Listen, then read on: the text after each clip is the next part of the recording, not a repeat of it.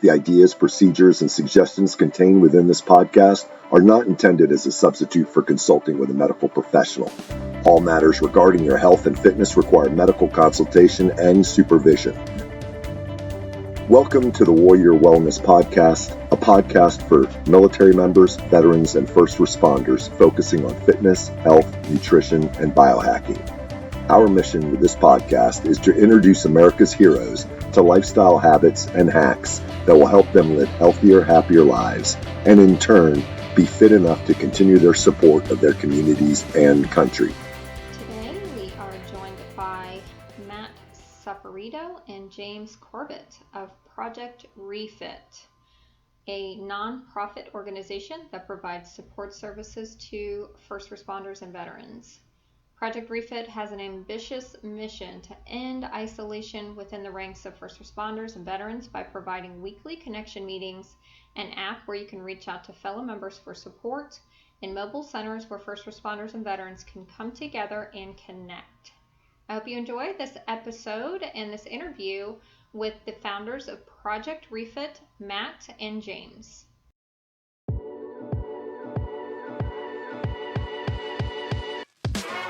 Introducing the new Fireteam Whiskey Fitness and Nutrition app.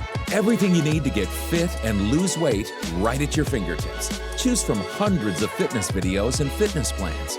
Search for workouts by fitness level, equipment available, or body part focus. Choose from several nutrition plans and customize your macros. Your entire fitness, nutrition, and wellness plan all scheduled on your calendar. Text a trainer anytime for tips, tricks, and motivation. Achieve your fitness and health goals with the Fireteam Whiskey app. Go to www.fireteamwhiskey.com to get 2 weeks of results for free.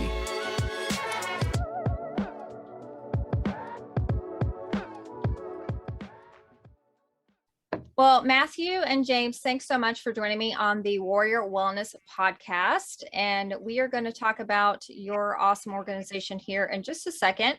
But I want to invite you guys to go ahead and introduce yourselves, tell our audience, your background, your military background, and we'll go from there.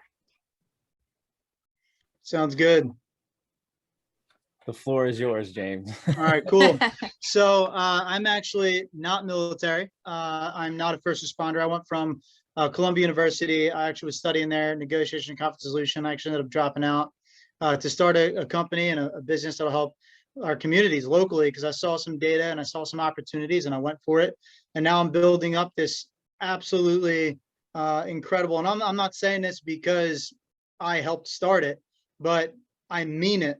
It's an absolutely incredible organization that you have never seen anything like it.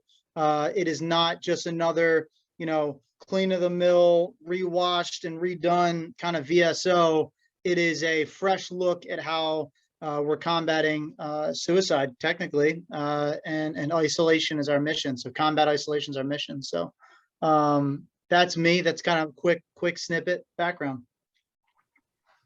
I'm Matt, and I'm a law enforcement in New Jersey, and I met James many eons ago. And then I used to run a podcast called The Frontline Warrior. That was for people during COVID and having a first responder reach out to people during their mental issues what's going on and they're being forced to work. So it was kind of like my give back to saying, hey, this is, it's okay. It's coming from one of the, somebody who sees this all the time. We're essential all the time. And so that did pretty well. And I hooked up with James with Project Refit, and I work with him in his buddy check-in system, which is we pretty much go live in a Zoom meeting, and everybody comes in and we check in on each other and share stories. And a lot of times you're just BSing, but a lot of times we've like literally saved lives on Zoom before. I'm a critical incident debriefer up here in New Jersey. So I have training in how to deal with critical incidents and how to talk to people like that. And yeah, we've been doing a lot of really good work. Yeah, awesome. And I'm actually a certified in critical incident response as well. So I've done a lot of that with the military in particular. And that definitely takes a special skill to be able to go in and do things like that. So that's awesome. Your mission, Project Refit, believes in combating isolation by building the community of the future, will reduce suicide rates among the military and first responder communities. So this is kind of a catch-all. You guys have a big mission, obviously, because the military veterans and first responders have higher rates of suicide and suicidal attempts. So can you kind of talk about what's behind Project Refit? What was kind of the inspiration behind creating an organization to deal with this very big problem? So if you look at the current state of affairs, the suicide rates are not getting better. They are actually technically worse. I know that the number now went from 22 to 20, but that's because there's less veterans. That's specifically the veteran side. Law enforcement side actually is just increasing every year, sadly. There's a lot of changes that are beginning to happen, I think, within the law enforcement space regarding departments and how they look at each other and how they help each other out within departments, but there's still a lot of work to be done. And what we're trying to do is we're trying to step into the field and literally step into the field, which is meaning we show up, right? So our whole thing is we have mobile bases that are going to be outfitted like almost like a VFW or American Legion on wheels, that we directly come to you and show up to you. We have the truck. We actually just got done a mission. We were down in Louisiana helping out a police officer in Louisiana. Her and her brother, who's disabled, mentally disabled, they just suffered also a loss in the family. Stepson shot himself in the neck. It was an accidental discharge. And then the whole roof started to collapse in on itself. And we're like, listen, we can't bring your stepson back to life. And your brother, mentally disabled brother, tried to take his life like the day after, and he got hospitalized. We can't put him into a hospital because that's what we would have done for him anyway. So what we can do, however, is let's see if we can raise some money, and we're going to come down and we're going to camp out on the levee right across the street from your home, and we're going to be there with you in the shit, if you will, and show up directly to you. And that's exactly what we did. And we just got done that mission, just got done building that roof. We had military members that actually came from northern Louisiana, Arizona, New Jersey, and then some local individuals in the area. Actually, after seeing some news coverage on us and what we were doing, some of the neighbors came out, literally neighbors like across the street came out to come help out. And that's actually the day after we had the police called on us because we're camping on the levee. So and the police came out and they're like, what are you guys doing? And Officer Rose went out and talked to them, and they were like, oh, we're just going to tell them to mind their business. So because we were going to be in and out anyway. So and they did, and people ended up coming out and they ended up helping. So it was absolutely spectacular. I can't even explain to you the feelings that I have, almost this like weird emptiness after leaving them, because we got so close.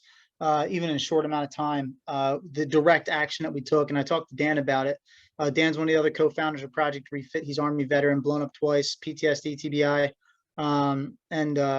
He was like, actually, I do get it. He's like, I get it 100%, man. He's like, when I was out there, like when I was in combat, like that's the same thing. Like I'm there making the action happen. Like we're directly affecting the lives of others and protecting this country. Like I see it. And so I now understand a little bit, being a civilian, I understand a little bit of like what that emptiness feels like. I just want to be out there again. Like I just want to go help somebody else. I want to go drive to, I don't even care where, and I'll camp out. I'll build a roof for you. I'll talk to you. I'll camp with you. We literally show up, and we have done that. I've camped out with guys too before. I had a guy that called me up, 2 weeks away from he was going to go camping. He's like, look, I need somebody to like talk to, man. He's like, can you just come out and hang out? And I was like, duh. I was like, let's go, bro.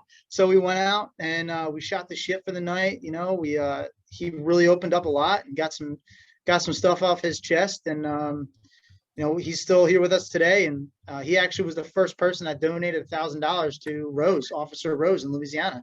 So he said he wanted to be a bigger part and wanted to play a bigger role in changing people's lives. And he did, and he showed up, and that's our whole thing. So yeah, that's kind of like that's a mission that we did, other things that we've done, and how we're helping out.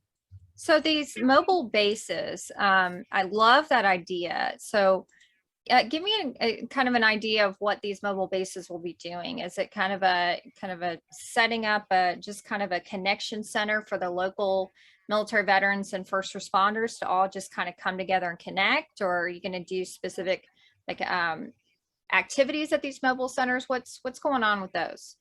So there's plenty of room for activities. But sorry, that's one of my favorite movies, Step Brothers. Anyway, so we have all the room for activities. Yeah, Look at all this so room much for room. activities. You go do karate in the mobile base. Yeah, that's right. That's right. We're gonna do some jujitsu. But no, it is. That's exactly right. We want to have it as a community center. We want to have a big vision, 150 of them around the country, in different regions, and they'll cover like a 100-mile radius, and you need 150 bases essentially to cover that. One of the biggest problems actually is there's 5 million plus veterans right now that are remote and have no access to anything. And these mobile bases solve that problem. That is a major problem that is solved with that.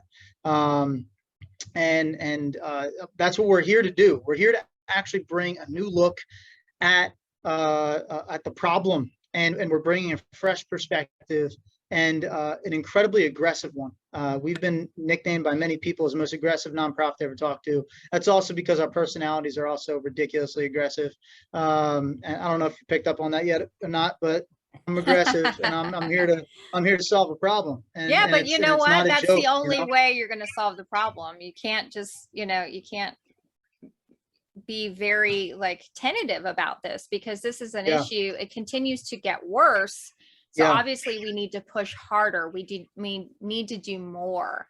So, kind of being tentative about it would be ridiculous. So the space does need people like you guys, your organization that's aggressively, you have these big goals and dreams, and they can be achieved because you guys are utilizing that kind of the community approach. Because when people see you doing this, like you described in Louisiana, the community mobilizes. So you're just kind of a catalyst of that. That is correct. We are trying to create hope everywhere we go and spread our mission's combat isolation. But the byproduct of combating isolation is we're spreading love. Love is the answer. I don't give a shit when everybody says that's Elon Musk saying it. That's, whatever. Like, love is the answer. We need to show love to these ridiculously stressed out professions, right? And these individuals that give so much of themselves all the time, every day, day in, day out. I mean, some of the things that I remember in my brain are the police officers talking about, there's a woman that moved into a house like down the street, and she doesn't know that a month ago there was a body burned into the ground. You know what I mean? Like, they remember that, they see that, and it's a trigger. They live in their trauma. For police officers specifically, they're living in their traumas and working in their traumas every single day. Veterans, same thing happens with them, right? They go, they see the worst of the worst, they come back and are like, man, I just want to go back to it. I want to go back to combat. I was directly seeing the results of my actions. And like, again, that emptiness feeling, it's like, what am I doing here? What am I picking up a piece of paper to hand over to somebody? I'm selling a product. What the fuck is this? And it's that you have to find that mission and that purpose. And we're trying to bring that mission and that purpose directly to them. So, in giving them the opportunity to do that and telling them that they can do that. One of the biggest failures, I think, is, and I'm almost going to say I know, one of the biggest failures is we're not empowering the individual voices of people. We're telling people, oh no, you have to go take them to the VA. Oh no, you have to take them to this. Oh no, you have to take them to that professional because insurance and all this other shit. It's like, no, man, sit down and listen to your buddy. Listen to the person talking to you. You can do something, right? Like, is it an emergency? Then take them. 1,000,000%. Yes. But if it's like I'm feeling stressed out. Oh, dude, I don't know what to do. Yeah, you do. Shut up and listen, right? Talk to your buddy. So like, that's kind of like what we're trying to like tell people is like, you're capable. You do it all the time. You're listening to yourself. You're talking yourself through stuff. You can do that for other people too. Yeah. And that's a really good point. And I'm a licensed mental health counselor, and Matthew, you have the critical incident response training. And what was really crazy to me when I went through critical incident response training, and also when I went through a formalized assist training for suicide prevention, like basically, preventing suicide. This is way after I got licensed as a mental health counselor. How many licensed professionals in the room had no idea and really were uncomfortable with having the discussion about all of these things? So Matthew, and you said you were a former first responder, correct? Did I get that wrong? I am. I'm still active. I've Okay. been doing it for 15 years. So Gotcha. So, you're in it every day. You've lived it, you do it, so you have that connection, already. But and that helps, because when even if a person has a degree or a lot of letters behind their name, like I do, that doesn't mean that I'm comfortable with, or I even have the skills to sit down and just have a real conversation about, what you're going through, what you've experienced, and, the fact that you are, you may be thinking about killing yourself or harming yourself, right? Can you talk about kind of the difficulty of sitting down and having these conversations? It's funny you said that, because that actually what spawned myself as well, as James, starting a business on the side, and it comes down to communication, right? So it's all about how you can approach and talk to people. I agree with you 110% what you said before. It doesn't matter. I tell that to people all the time. I don't give a shit how many letters or numbers are after your name. My wife's a doctor, so and there's communication blocks there all the time. It's definitely different when you live through it. That was part of the reason why I was recruited to this team, was because I had a gambit of shit happen to me. I was the black cloud, and those were the cards that were laid out for me, and that's where I ended up, and why I'm where I am today. But a lot of guys, it's all about being, you have to be empathetic in your approach. So if you don't have any empathy in your form of communication, you're not going to be able to understand where anybody is coming from. You have to literally inject yourself into that. And that's whether you're answering a call, taking orders, or, again, doing a buddy check-in and dealing with somebody who's been through some stuff. That's the hardest nut to crack. The hardest nut to crack is to have somebody talk about themselves and talk about what's going on.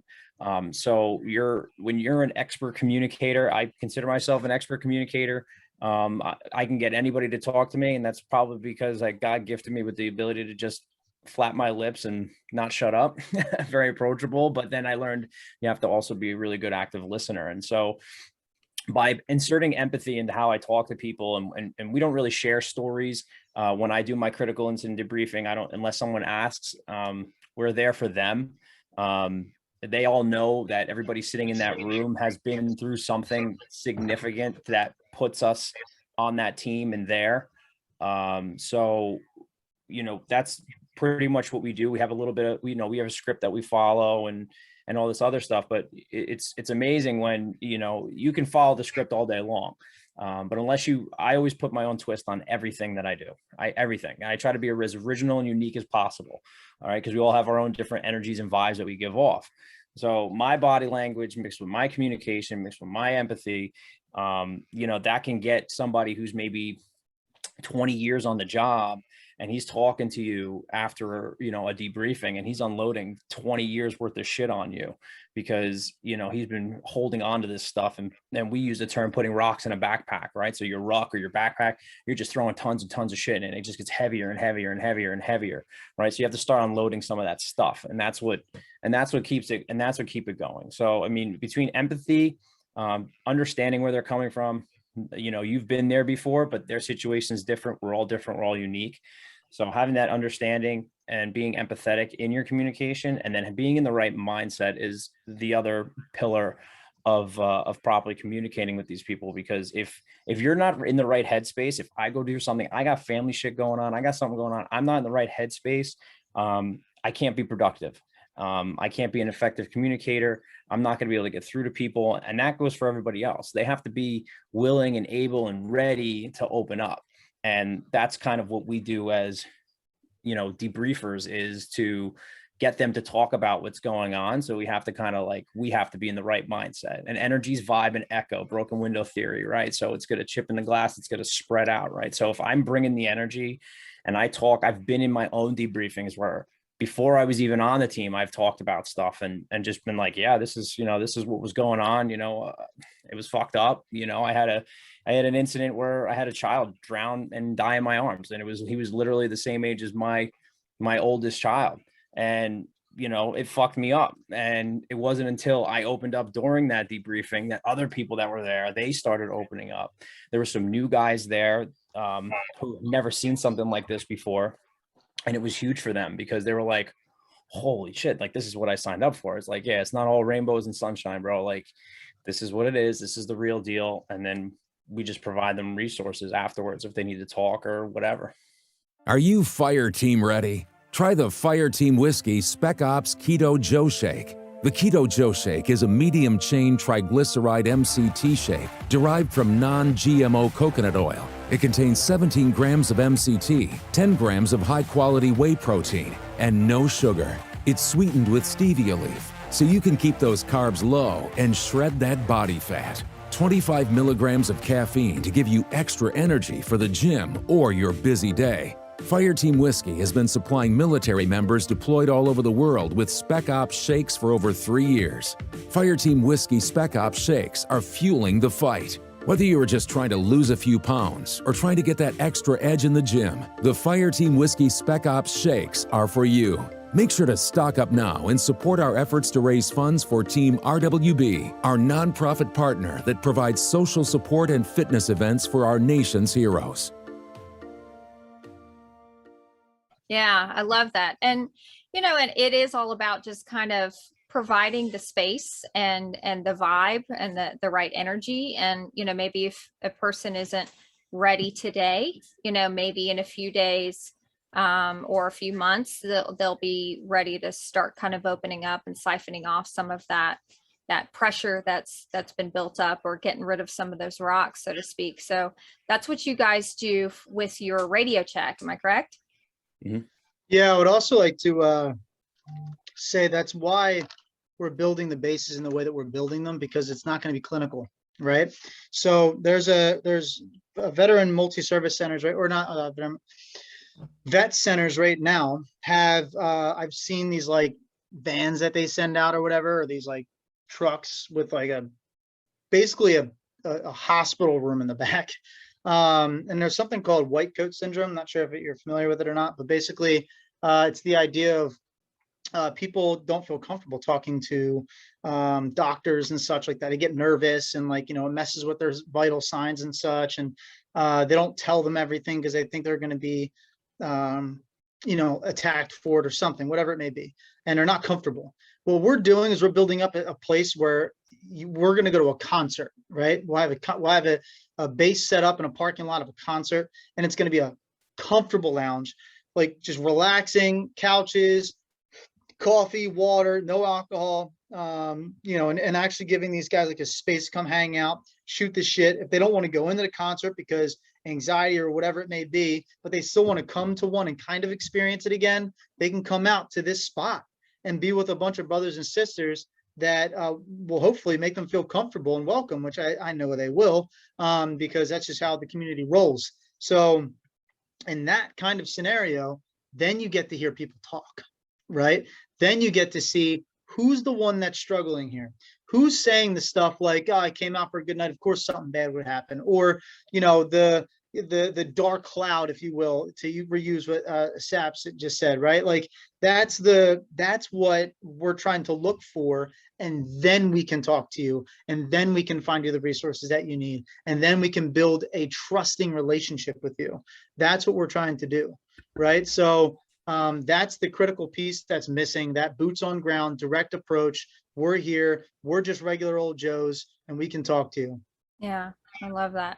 And let me ask you about the no alcohol thing. I'm a firm believer in that. And I get frustrated with a lot of nonprofits out there who do events like this, get-togethers or storytelling, and it's saturated with alcohol, which I don't agree with personally, because I obviously we know with the suicide rates and suicide attempt incidences, a lot of times there is alcohol or substances involved. So, why add that to the mix? But why do you guys personally have that policy?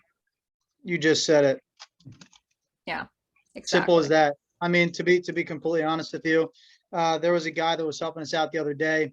We're moving some furniture for a veteran. There's some furniture that was donated, and this veteran showed up and he was talking about his alcohol use and consumption, and I didn't laugh one fucking time. I'm not going to sit there and go, it's great, you're drinking a whole handle. I literally just looked at him dead in his eyes, and I was like, when you're ready to stop drinking, you want help, let me know. The man did not budge. He did not move. He said, okay, because I'm not going to laugh. I'm not going to condone that. That means you're struggling right now. I heard you say, I am fucked up and I am not doing good. I am not actually happy with myself. I just want to drown my sorrows and drown my memories and relive the old days all the time, because that's when I felt something. And well, if you're having trouble feeling something, that's a problem, right? I'm going to tell you right now, even for me. So, I'm not a veteran. I'm not a first responder. I've been through some shit. I'm in therapy right now, actually. And, I drank like, I don't know, it's over 6 months ago now. And when I drank, I don't really drink. I never really do drink anyway. But when I drank this one time in particular, I was not okay. Like I was acted irrational. And I woke up the next day and I was like, there's something fucking wrong. Right. I was like, that wasn't like the way that I like acted was not normal, was not okay. I need help. And not help with drinking and shit. I'm talking about mental. I need mental help. So and my story, the thing that recently triggered it, like I was in a relationship. She had another relationship, like a whole double life, basically. And that fucked me up because I had an idea of it. And that brought up some old crap from before. And it was just all, it was not okay. Right. And it really affected me, how I trust people and all that stuff. So, and it really affected me when I was drinking. And I opened up my eyes to, I need to get moving. I need to heal myself because I'm literally out here. I've helped hundreds of veterans and first responders, hundreds of them, right? You could argue thousands actually, because of the reach that we have, but I know of hundreds. So if I need to be the leader of this organization or a leader in general, I better practice what I preach, because if I don't, not one veteran will respect me. Not one first responder will respect me, because they choose who they follow. Right. And if I'm not practicing what I preach, I can get the fuck out. Right. So, alcohol is a no-go. If you bring it with you and you start getting sloppy, 1, we're going to tell you. 2, we're going to get you into AA or some shit. And 3, you're going to be hanging out in the corner, just sitting there until you sober up, until we can talk to you. Bottom line, we're not going to be buzzkills. We have fun. For sure, we have fun. And like I said, if you bring alcohol and you're drinking responsibly, that's fine. I don't care about that. I'm not going to serve it to you, though. Yeah, good. I love that. I'm thinking you are probably the first nonprofit organization I've talked to who has a great policy like that. So I love it. Awesome. So let's talk about Blue Skies. What is that? What's going on with that? Sure. So Blue Skies is really a part of our whole mission. I already told you about. We're going to have 150 mobile bases all around the country. Okay. That's our direct in-person approach. I came up with this crazy strategy. Technically, Dan Wade, everybody calls it the battle plan now. So we have this crazy battle plan where it's called the hybrid theory. So when I was at Columbia, I noticed that some data is showing basically that the world is moving to a virtual, right? But nothing takes away the in-person. So what we came up with is this hybrid strategy to combine with on and offline approaches. Zoom call was our first step in that direction, and doing it and having these Zoom calls. And then we have this app that's a buddy check-in app. So Blue Skies was nicknamed after actually Command Sergeant Major Martin Gunny Barreras. He's really the soul of our organization. Anytime he went out on mission with his men, he would still go out, even though he was a CSM, a Command Sergeant Major. He was still out there, fighting on the front line, and literally led from the front. And if people who don't know, maybe listen to your podcast, Command Sergeant Majors are basically like your CEO, right? They don't have to be out there. They give you the mission, they give you the orders, and then you go, and then you come back and they debrief you, right? And then they train you and they teach you. He's out there. And when he's out there, he would tell privates and everyone else underneath of him, all the way down to privates, when I'm out here, you're leading me. Okay. So what that means is that he's empowering individual voices, which is exactly what I just said to you a couple of minutes ago, is the biggest failure of, I believe, and I'm going to say, the biggest failure of our society right now is we're telling people they can't do that their voices don't matter, that they can't help their friends, and it's bullshit. That's our biggest weapon against suicide, is allowing the friends to be able to talk to each other freely, right? Because I bet you Sap knows how to talk to me better than you do, Steph, 100%. And there's nothing that's going to change that. Take away what he knows and how to talk to people and all that stuff. I mean, he knows how to talk to me. He's my boy. Right. So if you have like your friends who are able to sit there and listen to you and talk to you, it still feels good. Whether it's like exceptionally well done or whatever, it still feels good. Right. Because it's coming from a place of love.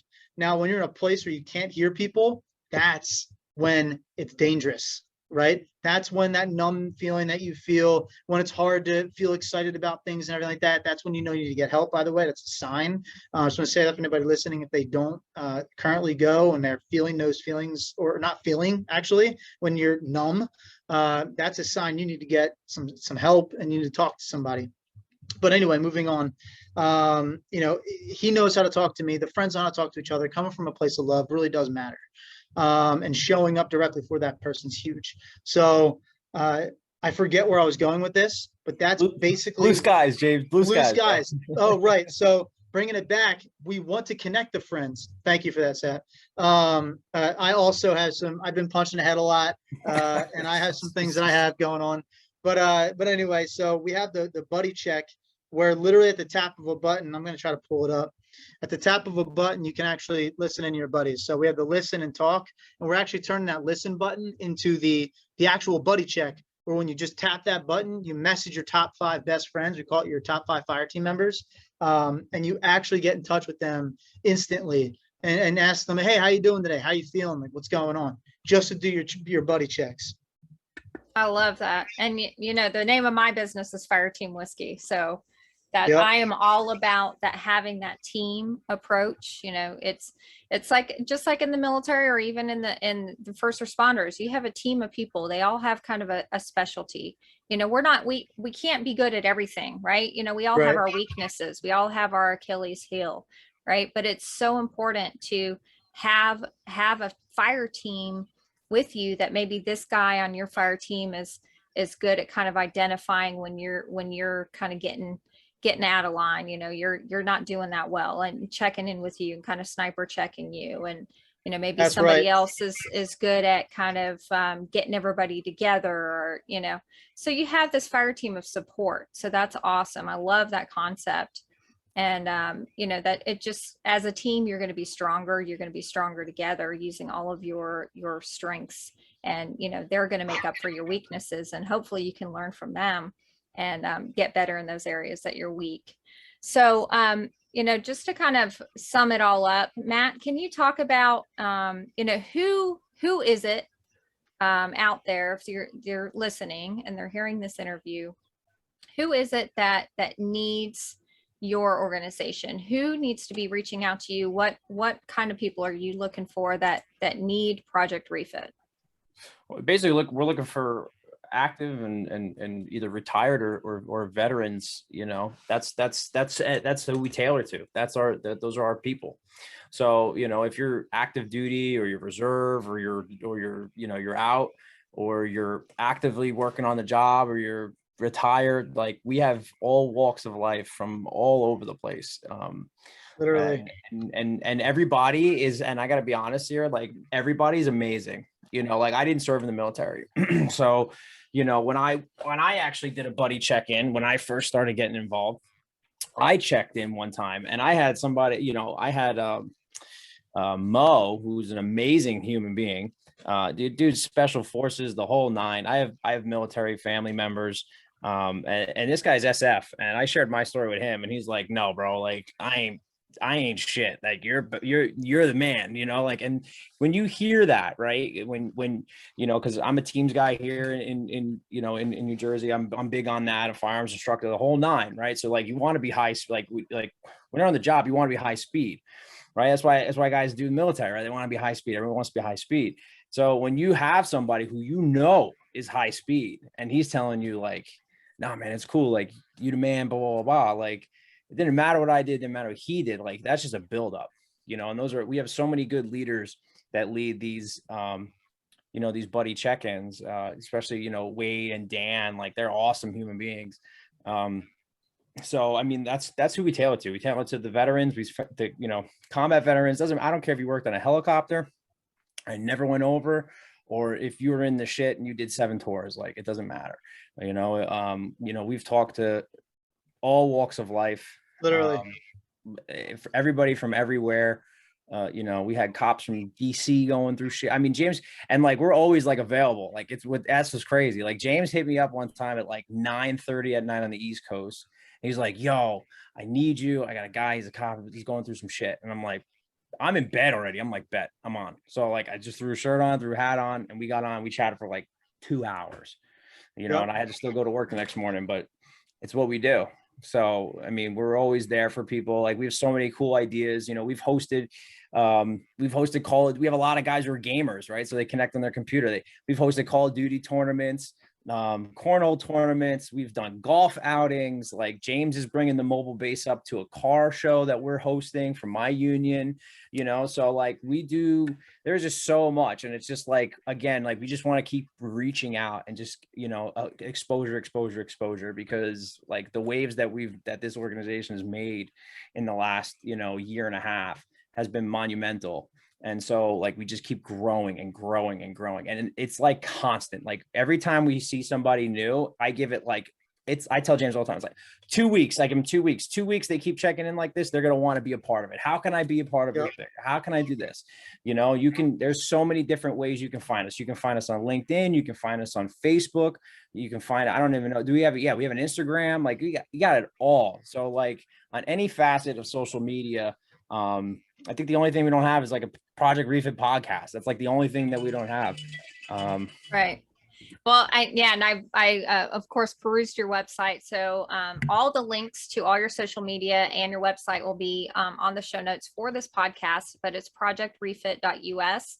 And I definitely encourage you guys who are listening, even if you're not in their area, you know, they do have the mobile base. They do travel to help out people who are in need. But you have a lot of events in the New Jersey area, but definitely download the Blue Skies app, apply to participate in the radio check if you want to do that, the Zoom meetings. And if you don't fall into this category, but you just want to support and help out, reach out to them. And they have some cool stuff in their shop. I'm eyeing those awesome hats, so I think I might have to pick up one of those. Yeah, we got some cool merch in there. There's a lot of cool, so check out their merch shop, and then of course donate. So I definitely will be. Fireteam Whiskey has a nonprofit organization. It's called the Rosenthal Lincoln Foundation. It's named after my father and my husband's father. They both served in the Navy. So we donate out of Fireteam Whiskey to that organization. So we'll definitely be making a donation to your organization as well. So that's another way for you listeners out there to support Project Refit and what they're doing. And they're doing great work out there. So thank you, Matthew and James, for joining me. That was awesome. So cool what you guys are doing. You're just doing like they say, you're doing the Lord's work. So, Yeah. so bless Been you hearing that a lot. Yeah. for what you're doing. And you're doing it aggressively, which is what's needed with how bad it is out there right now. So it's only getting worse. So you guys out there are just doing amazing work and changing lives and saving lives. So thank you so much for what you do. If anybody comes, listens to this and they come from Fireteam Whiskey, like let us know, please let us know, because we like to know where everybody comes from. Obviously we put ourselves out there all over the place. So we don't want to we just want to recognize where people are coming from, so if they come from Fireteam Whiskey or they come from another organization, we love to hear that. So, I heard about you through somebody, a Wounded Warrior, or I heard about you from this or that. So if anybody's listening, and you can DM us directly, look on Facebook or LinkedIn, you can find us and DM us, and we'll put you in touch with a buddy check-in. And those are awesome. They really are. They can run really, really late at night and people start cracking up and being silly. And it's really, really good. So let us know where you're coming from. And again, we thank you for your time today, for sure. Yeah. Thanks, Matt and James. Thanks so much for listening to the Warrior Wellness Podcast. Go ahead and navigate to iTunes or Spotify. Go ahead and follow us and subscribe. Leave us a review, screenshot that review, and send it to info@fireteamwhiskey.com, and you will be entered into our weekly giveaway for a prize. We are also on YouTube. Most of our podcasts are recorded via video, so search for Fireteam Whiskey YouTube, or go to fireteamwhiskey.com and go to the Warrior Wellness Podcast tab. And all of the links to follow us on all the podcast platforms and YouTube are available to you right there. We will see you at the next episode of the Warrior Wellness Podcast.